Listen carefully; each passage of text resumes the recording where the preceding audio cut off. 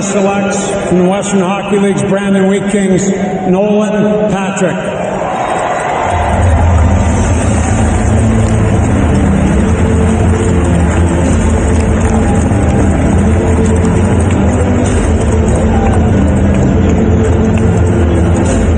To be a thrill. Like, Ron Hextall's been through everything in the game. Stanley Cup Finals, Conn Smythe trophies. He's a born Brandon guy, and gets to draft as a general manager somebody from his junior team in the Brandon Wheat Kings. If Nolan Patrick doesn't have the double hernia injury and then the subsequent surgery that limited him to 33 games this year, do you think he goes first overall, or was it the injury that made him drop? Well, I certainly think he would have made it a much more interesting battle, no question about it. Look, 2 years ago when he had 102 points as a 16 turning 17-year-old in Brandon to win the WHL championship. That was the player that I watched and that I saw, and I believe the Philadelphia Flyers are getting. When this guy's fully healthy, he's a beast, and I think he's the most NHL-ready guy in the pack. Philadelphia was in a great spot because they could sit there and wait to see who went number one and knew they were going to get a great player at number two. So it's a perfect situation to be in, while at the same time being able to listen to offers, see if someone wants to move up and acquire assets. You held the keys sitting in that number two spot. What I like about Nolan Patrick, though, you go back to his 16-year-old year, and he was thrown into every single situation by Kelly McCrimmon, who was at that time the coach of the Brandon Wheat Kings. Whether it was defending 3-on-5, whether it's the last minute of the game, looking for a goal to try and tie a game, he played in every single situation. The other thing you have to know about him, he's a late birthday, so he had the opportunity to be seen for 2 years. Even though he was hurt this year, there was still a good enough book on him over 2 years to kind of make that determination of what he would be. Nolan Patrick, wall to wall as the number one rated prospect, slips down to number two, goes to the Philadelphia Flyers centerman. He's big, he can score, also likes to dish the puck, good on the face-off.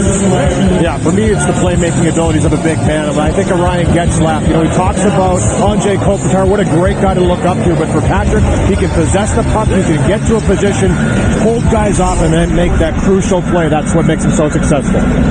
Second straight year, the Philadelphia Flyers take a Wheat King in the first round. Tara.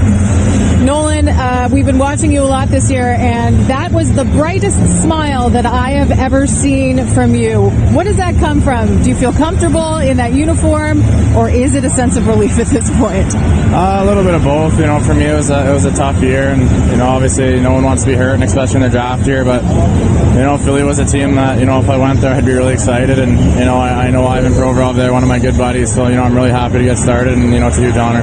What kind of conversations have you been having with Ron Hextall? I met with him in Philly about 2 weeks ago when I was there, and you know, he was awesome to me the whole time, and you know, he said they wanted me if they had a chance. So you know, I'm very honored to be here. Your dad and uncle both drafted into the NHL. Have they been taking a bit of a trip down memory lane being here in Chicago with you? Yeah, they were saying it's a little different when they were drafted. You know, my dad was mowing the lawn, and his buddy called him because he heard on the radio. So I think things have changed a lot since back then.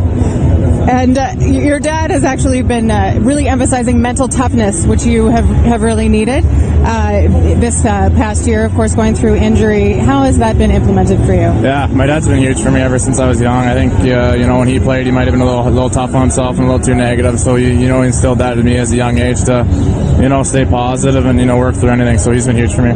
Nolan, congratulations to you. Thank you very much. Appreciate it. Elliot? Thank you, Tara. Ron, was it as simple as let's just wait and see who goes in front of us? Yeah, we felt like it would go, these two guys would go 1-2. We honestly didn't know until Ray picked Nico there, who was going first and second, but we believe they're the top two players. He said that you met with him 2 weeks ago face-to-face in Philadelphia.